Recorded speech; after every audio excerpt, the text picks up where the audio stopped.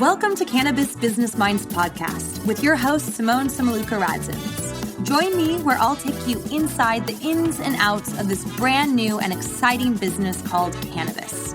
Connect with me on calagia.com and follow us on social media as well. And here's today's show. On today's show, we have Susan Marks, who is an RN, BSN, PHN, but more importantly than anything, she's a cannabis nurse and a member of the American Cannabis Nurses Association. She's dedicated to ensuring patients receive the qualified counseling they need to safely and effectively use medical cannabis to manage their health conditions, treat an illness, and reduce their intake on pharmaceuticals.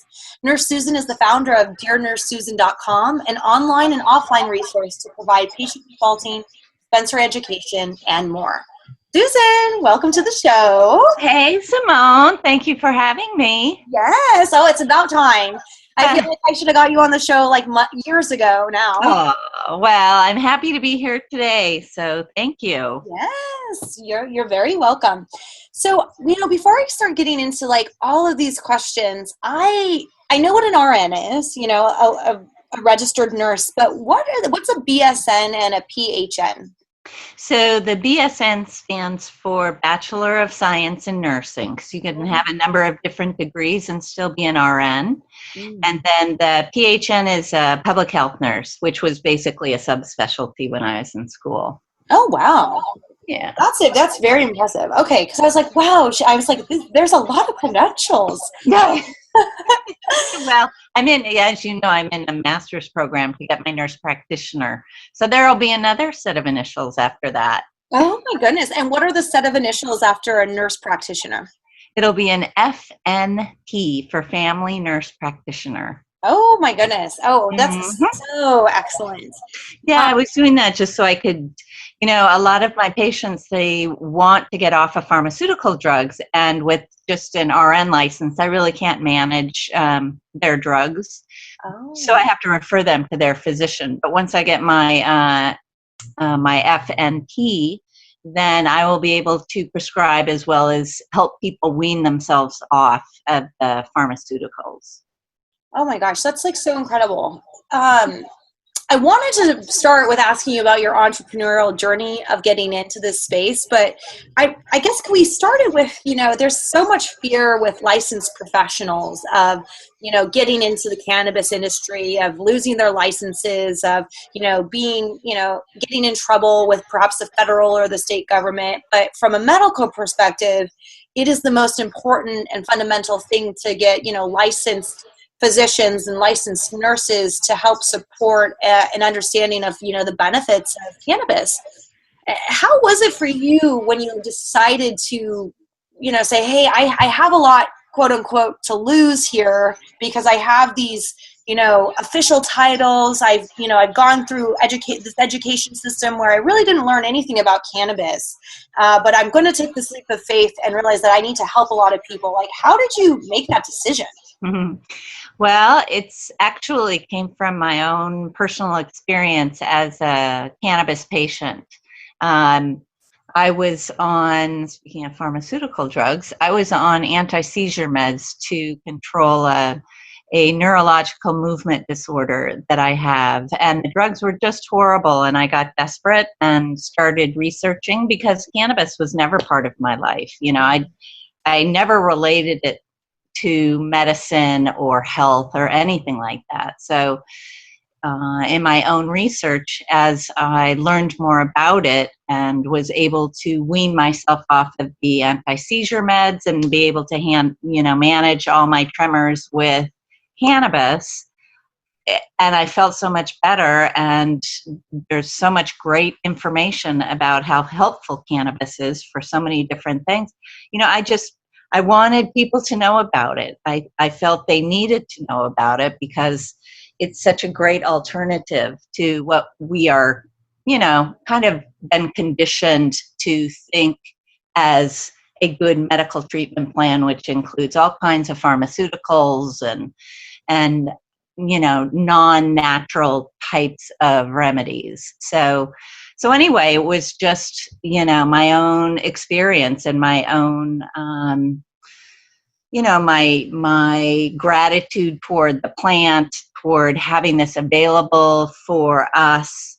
And so, so that's why I got into it. I know a lot of healthcare practitioners really aren't, they're kind of afraid actually to get into it, even though I don't know how founded fears are, because, for example, physicians, they're afraid to lose their DEA license, which allows them to prescribe. And that is it is a concern. Way back, right after California legalized cannabis, the federal government threatened physicians and said that they would take away their medical license in the event that they talked about cannabis or prescribed it or anything. And it was actually the Court of Appeals who said, they can't do that. But it had its effect. Physicians are very gun shy about it. Just about every cannabis conference that I go to, there's always a breakout session for physicians on the legal issues of cannabis, just to try to make them understand what the real situation is. And I agree with you. I think with the medical profession embracing cannabis, that's going to be really the driving force behind the social acceptance of it. Yeah. 100%. And then I was shocked to find, because I'm not a medical professional myself, my neighbor's going through this like pharmacy school, and she showed me her curriculum, and then we were just talking about, the ties between, the pharmacist schools and the actual pharmaceutical companies, and how you're kind of recruited quite young to learn about the benefits of pharmaceuticals, but it seems that there's not really that. Well, actually, I think you are the training program right now to teach people the benefits of cannabis that are trying to get into this field, right? Like, I feel like what you're doing with your learning education, it seems that you're trying to teach people some of the stuff that to give them guidance on, the endocannabinoid system, what is dosing, products, all that stuff. Am I right? Like, is that what your main focus is on for the training program?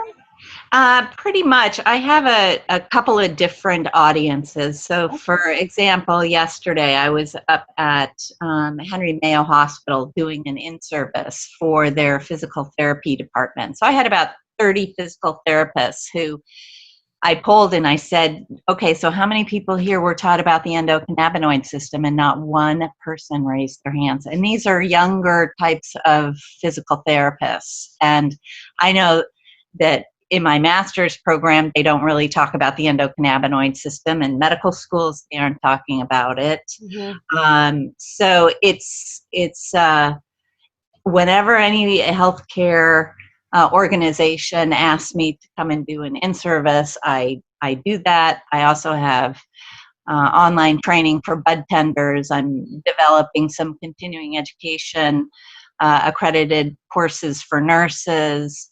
And then I also teach my individual clients, as well as, doing public education. So I try to whoever will want to listen, I'm happy to talk to them about it. Well, I hope everybody wants to listen. And so I think that there's probably a ton of listeners that are like, well, what is an endocannabinoid system? Can you give us just like a brief overview of what an endocannabinoid system is? Sure. So the endocannabinoid system is one of our bodily systems, similar to the nervous system, the musculoskeletal system. But the purpose and the function of the endocannabinoid system is to maintain balance or homeostasis within the body. So the definition of disease is a lack of homeostasis. So that's why cannabis is so effective with so many different diseases, is because because your body makes its own cannabinoids. So cannabinoids are the molecular compounds found in cannabis. The body makes its own endocannabinoids. Two of them are anandamide and 2-AG, and basically they interact with receptors throughout our body to bring back into balance whatever is out of balance. So if you have autoimmune disease and your immune system is in overdrive and it's attacking your normal systems, cannabis is an immune system modulator, which means it will downregulate the immune system. So people with autoimmune disease don't need to be on such high doses of prednisone or methotrexate or, some very, very strong pharmaceutical drugs. So that's basically the endocannabinoid system, and it works not only with autoimmune disease, but, for example, pretty much everybody has some cancer cells growing because, it's just an error in the replication of the cells. So that is also considered an imbalance by the body. So it will attack and take care of the abnormal cells. That's something that our body is doing every single day.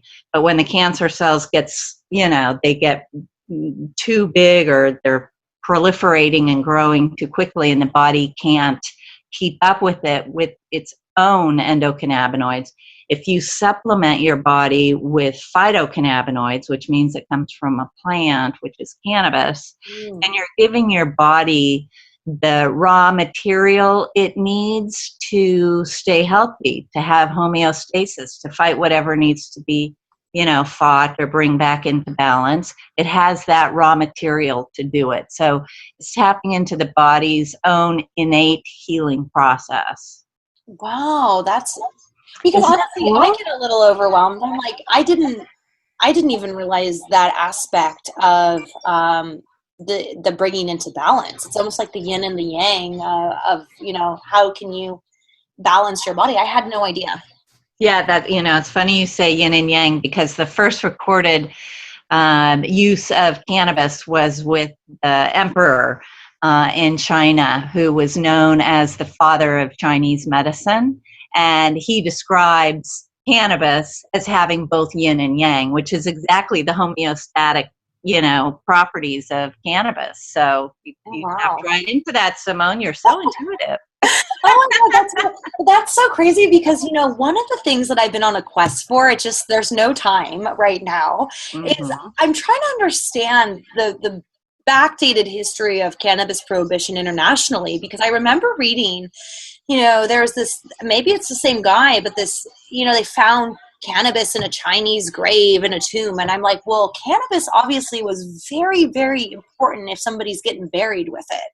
And I'm on this quest, and I don't know when I'm going to continue or really start it truly, but it's fascinating. One thing, I know you work with obviously humans, but what about pets? I've just noticed that there's so much like CBD, like a lot of healing for pets as well. Do you know anything about, like, do animals have an endocannabinoid system as well? Yes, actually all mammals do, and I've heard some scientists say that all creatures down to sponges, the organisms in the ocean, have endocannabinoid systems or something similar, which really does make sense. Yeah. But anyway, with pets, since they have an endocannabinoid system and they have issues with inflammation, with pain, with aging, with, all of those things, cannabis is very helpful for that. In fact, I have probably a dozen four-legged clients that I'm working with. And it's very fun because their owners, obviously pets can't talk, but their owners get so excited because the dog's wagging its tail more, it's eating better, and it's just, they can actually see the improvement. And they're so, people love their pets. Yeah. And to see your pet go from kind of, laying around all day to, having some energy and pep, it just, it just warms their hearts. So, oh my gosh, totally. Yeah. So the thing that you do need to remember with pets is really kind of keeping the THC level down to a minimum.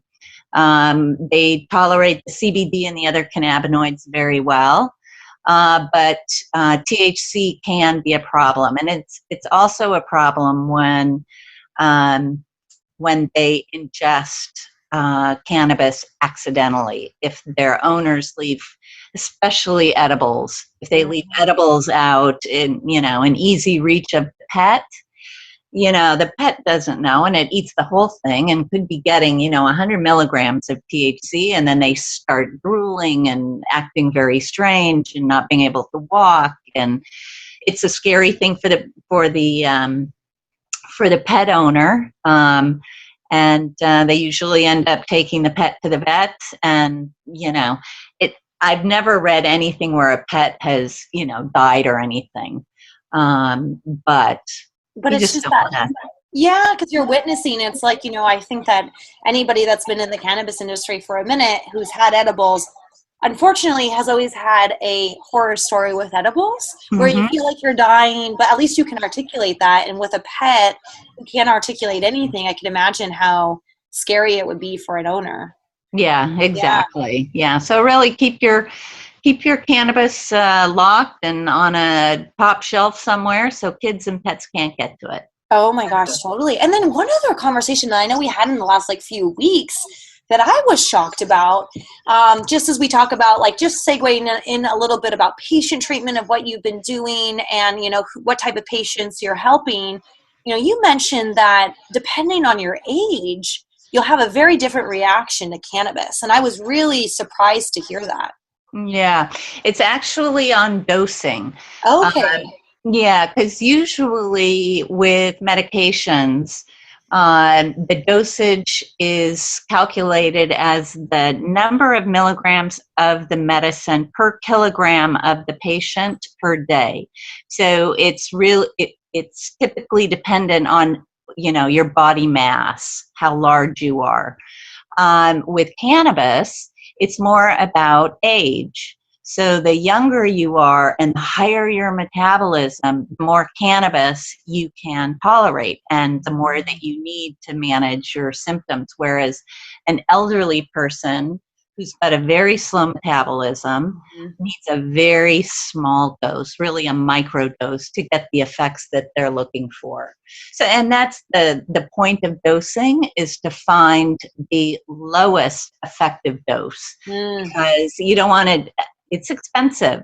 Cannabis is expensive, and it's actually out of reach for a lot of people, which I think is just such a shame. Yeah.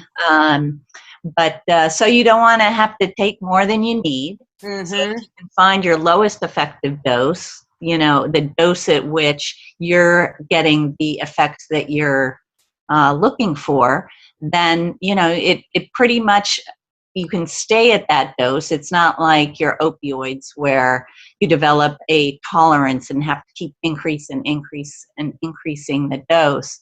If you're using it for medical purposes and you're using it strategically and responsibly, you don't need to worry about that. There are people who ingest a considerable amount of THC and do develop that tolerance where they need to increase the dose to get the same effect. But the interesting thing with cannabis is all you need to do is abstain from consuming cannabis for about 48 hours and your body resets. So you can start again at a much lower dose. So, oh my gosh. That's so great. I'm taking notes. What? Don't you love this plant? Oh, I love this plant. I really do. Okay, so Nurse Susan, what I'm so impressed though is that we talked about not learning this in traditional school. How are you getting I know we also talked about a lot of stuff's going on in Israel, all this stuff. How are you getting this information? Is it through patient treatment? Is it through other research that you're finding in other countries? How are you getting the information? Well, there are a couple of different ways to learn about this. There are certain experts in the field, and they're out there speaking at medical conferences. And medical conferences in cannabis are now very frequent. You know, you could probably find a medical conference every week somewhere in the United States. So there are certain experts who you will see over and over again in those conferences. For example, Cristina Sanchez, who is a scientist in Spain, she's been studying the effects of cannabinoids on cancer therapy for about 15 years. So she is frequently a speaker on the latest in cancer research with cannabis. So if you go on YouTube and you just put in Cristina Sanchez, you can watch all of her lectures. There's another expert up in Northern California. Her name is Maura Gordon. And she has been treating patients together with a group of physicians. And they have been creating data based on and she really works mainly with extreme cases. So people who have glioblastomas, which are brain tumors, or, you know, a lot of times people find her as a last resort because nothing else has worked, you know. So, but anyway, so she has this incredible database of, based on the cell type of cancer, which strains have been the most effective with all of the patients that she's treated, what kind of dosing, etc. I mean, phenomenal. And they're doing something similar to that in Israel. In fact, I'm sure they're way ahead of us because they are in all things cannabis. But they've been doing basically the same thing where they keep track of what's working, because we really don't have any human studies on cannabis, or very few anyway. There are a ton of research studies that have been done using mice in vivo as well as in vitro, meaning in a petri dish. So, but there just are not enough of the human studies. So if you go on at the National Institutes of Health, they have a database. It's called PubMed, PubMed.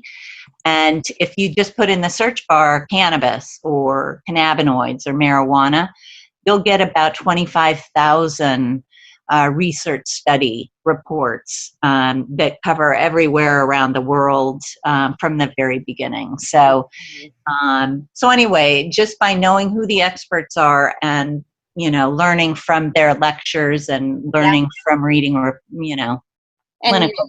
Yes, I mean, you guys are all the pioneers, really. I mean, I think about how ahead, I mean, clearly Israel's ahead of the United States, but then how ahead, you know, a lot of these experts are of the medical profession. It's fascinating, and then also frustrating because it's still a Schedule I substance. It's still federally legal. Yet there's so many, you know, studies that are happening, and obviously more than anecdotal evidence to support, you know, a deschedule. Exactly. Yeah. There's one other physician who's in Lawndale. Her name is Dr. Bonnie Goldstein. And she primarily works with pediatric patients, which can sometimes be a little bit of it's kind of a sore subject with people. They say, oh, well, kids shouldn't be on marijuana. And I totally agree if they're not, you know, healthy kids with no medical concerns. Yeah.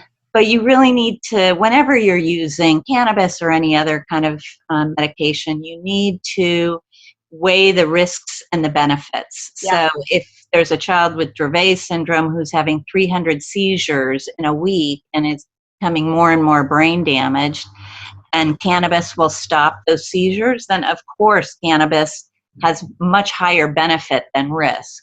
So that's a good way to kind of measure, you know, if it's a good thing to do with kids or with anybody. Yeah, absolutely. So with you, I mean, you get to speak to, you know, physicians, you get to speak to physical therapists, but you get to work with a lot of patients. And, you know, can you talk to us about, I mean, just a few stories of the benefits that you've been able to see with working with some of your patients? Absolutely. It's my favorite part of the job. I bet. I'm telling you, I mean, after 30 years of nursing, where usually it's like, you know, people are very ill and they don't really get that much better. Mm-hmm. When somebody who has a chronic disease like lupus or, you know, chronic pain, and you know they have never used cannabis and they're using it for the first time basically out of desperation, and in 2 weeks they're saying, oh my god, I haven't been pain free in 10 years. Oh, And it is so rewarding, and it happens to me again and again and again. Now, that doesn't mean that cannabis is right for everybody or that it works for everybody, but with such a good safety profile, it's certainly worth experimenting with. So, you know, I have one client up in Northern California, because most of my clients are down here in Southern California and I can work with them one-on-one, face-to-face. But I also work with clients who are either, you know, like in Northern California or outside of our state. I work with them, you know, using Skype and weed maps and finding the dispensaries that are closest to them to see what kind of menu items they have, because you know, going from state to state, every state has kind of its different products and its different medicines. So anyway, I have this client up in Northern California. She had it's called a necrotic tailbone, meaning that she had an injury that resulted in a disruption of the blood supply to part of her tailbone, which meant that the bone died. And after the injury, she kept complaining, oh my God, this is so painful. This is so painful. And they just thought, well, you know, that's how it goes when you have an injury. And it wasn't until it persisted, you know, for a very long time that they finally did an MRI and found that the actual tailbone was dead. And so because when you don't get adequate blood supply to any part or any tissue, that tissue will die. So she's in chronic pain 24 hours a day. She is a professional. I'm not going to give out too much patient information, but she's a professional that requires a license in order to do what she does. So she was very hesitant about trying cannabis. She was at the time on 180 milligrams of OxyContin. She's all of like 100 pounds. So, I mean, it was just incredible to me how, you know, she was able to tolerate such a high dose of opioids without, you know, going into respiratory arrest. So anyway, she wanted to get off them. You know, she didn't like being on them. They caused a lot of other problems, you know, constipation, etc. So anyway, she used cannabis to wean herself from 180 milligrams a day down to 20 milligrams a day. Wow. So so it's a lifesaver, really. You know, her risk of accidental death due to overdose is basically non-existent anymore, and that's because of cannabis. And she's still getting her pain relief. See, that's one of the things with the opioid crisis is, you know, these people, they aren't just out there, you know, using it recreationally and end up getting dependent.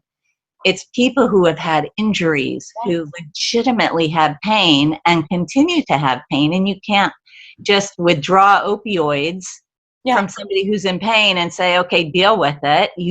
We still need to manage that pain.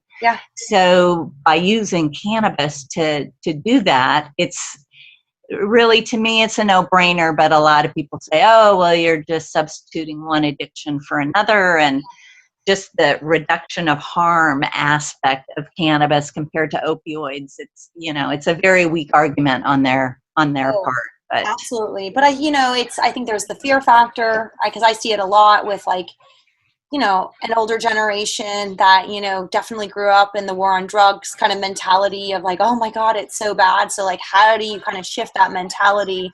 But it's so frightening. I was on this discussion panel for opioids, and I mentioned you at this, actually. It was at APP. And hearing some of these people's stories, I think that's the biggest misconception.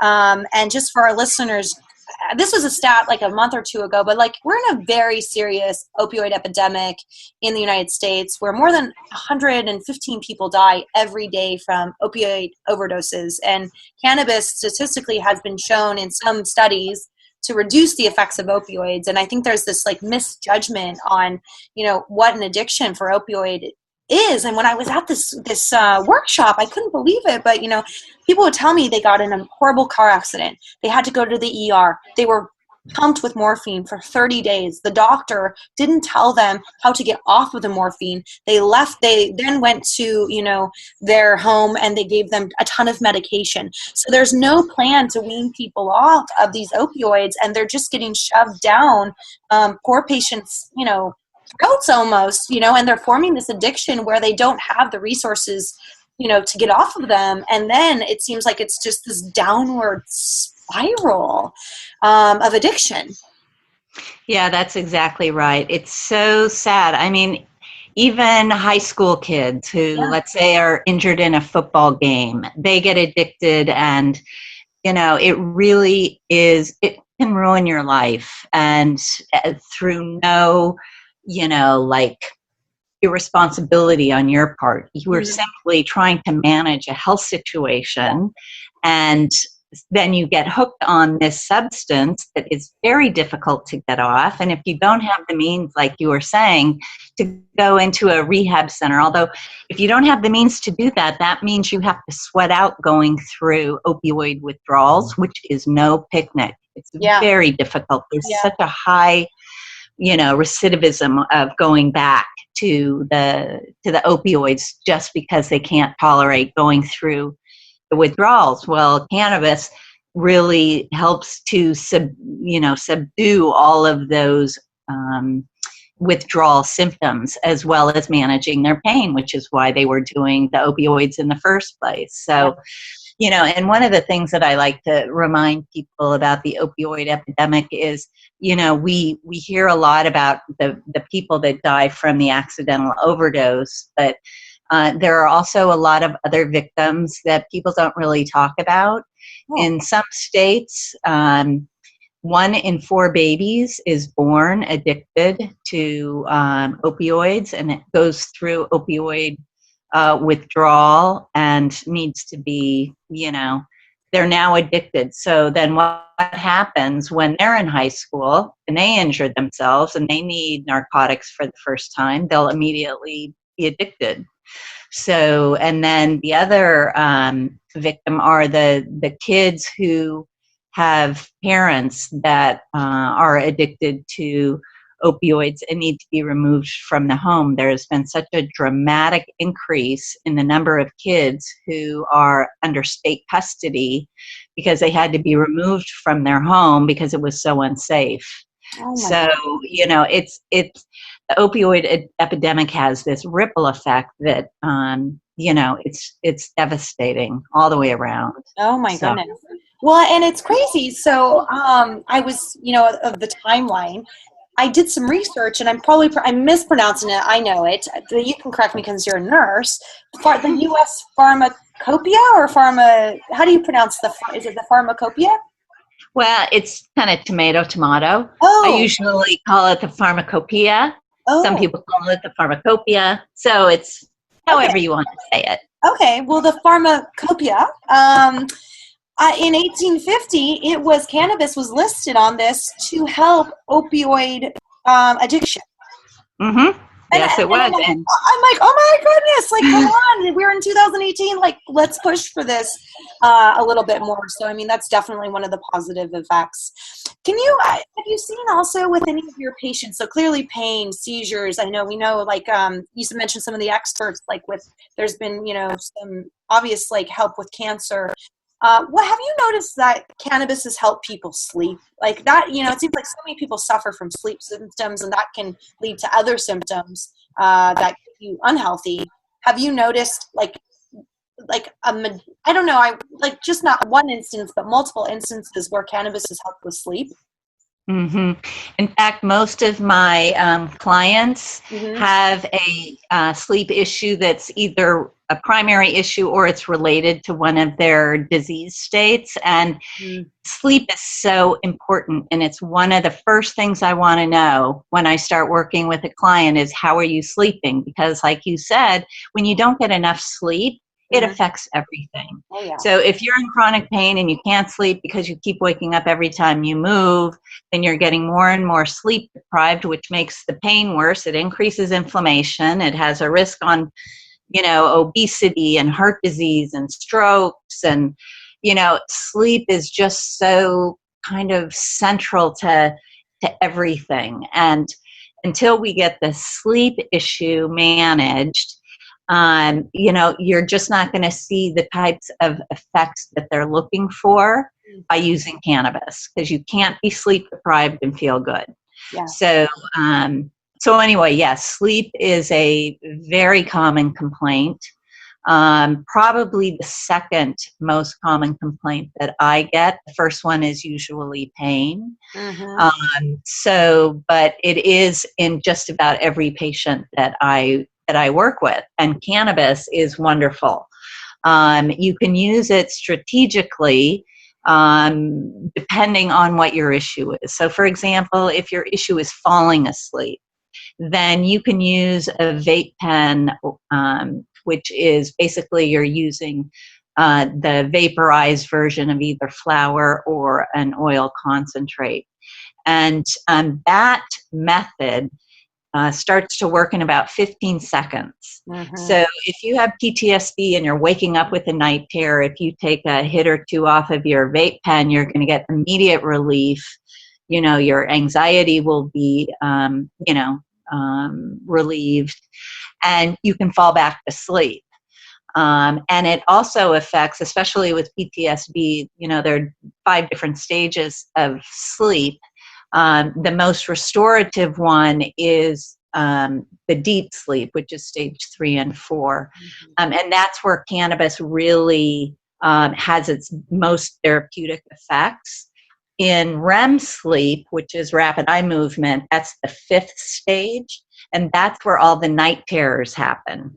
And cannabis actually kind of shortens the REM period. So if you're dealing with any kind of PTSD or issues with nightmares, or you're waking up in the middle of the night with horrible anxiety, cannabis is very, very effective for that.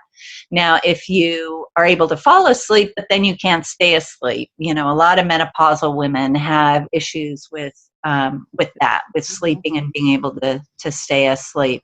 If you use edibles can take up to 3 hours before you actually feel the effects, but they last for 6 to 8 hours. Conversely, I was talking about with the vapor, it's very quick, but it only lasts 1 to 2 hours.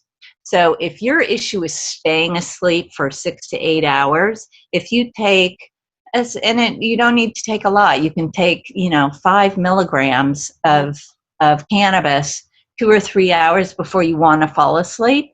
Then you can fall asleep easily and stay asleep for at least 6 to 8 hours. So, I have one client who was waking up every 2 hours, and he sent me a text and he said, "I'm sleeping 8 to 9 hours, ... heaven." So, it's such an important aspect of our health and our mental health, our physical health, our sense of well-being. So, anybody who has issues with sleep, I really encourage them to look into using cannabis to help them with that, because it's much safer than sleeping, the pharmaceutical sleep meds. So, oh my goodness. Where you forget that you opened up a fridge and ate an entire dinner. And then I was watching some of those documentaries. I was like, my goodness, it's scary. When you actually look at the side effects of those sleeping medications. Yeah, it really is. And again, it goes to the reducing harm, Yes. So yeah, totally.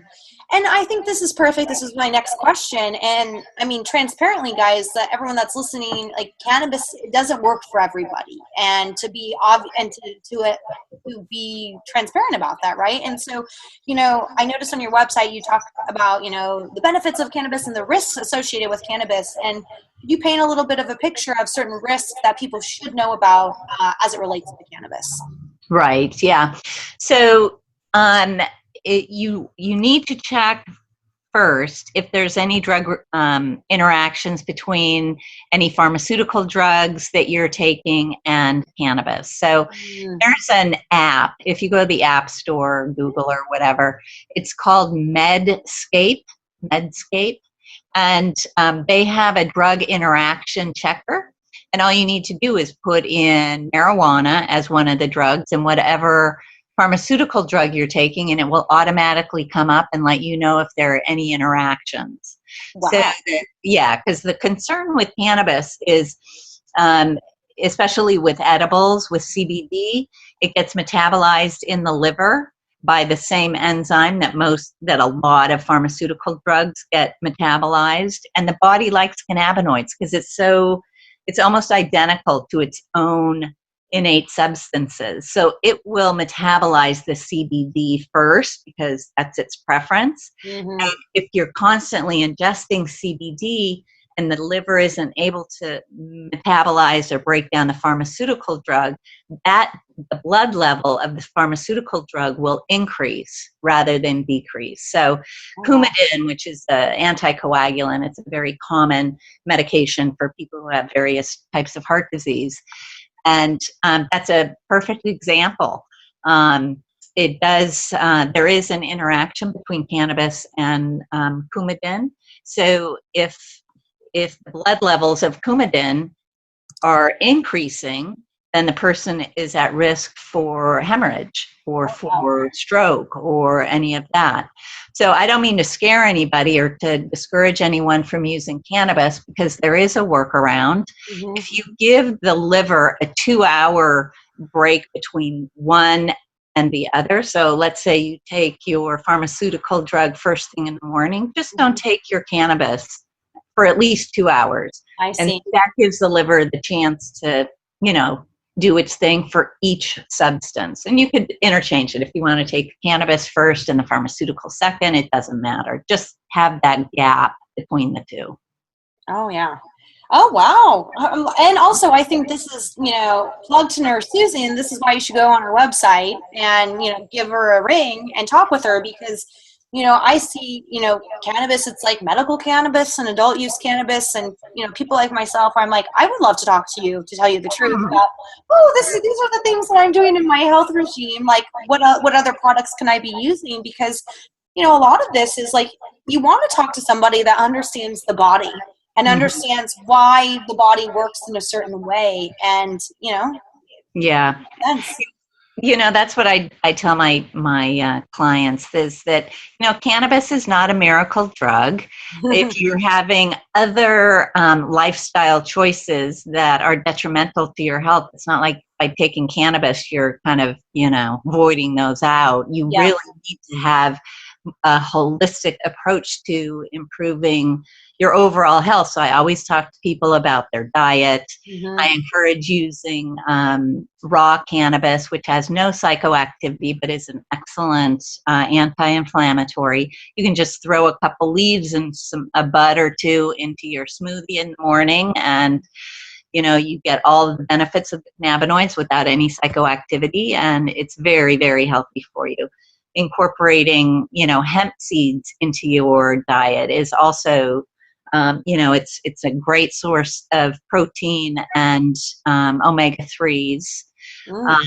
So anyway, there are a lot of things that I'd like to talk to people about in terms of making them feel as good as they can feel and be as healthy as possible.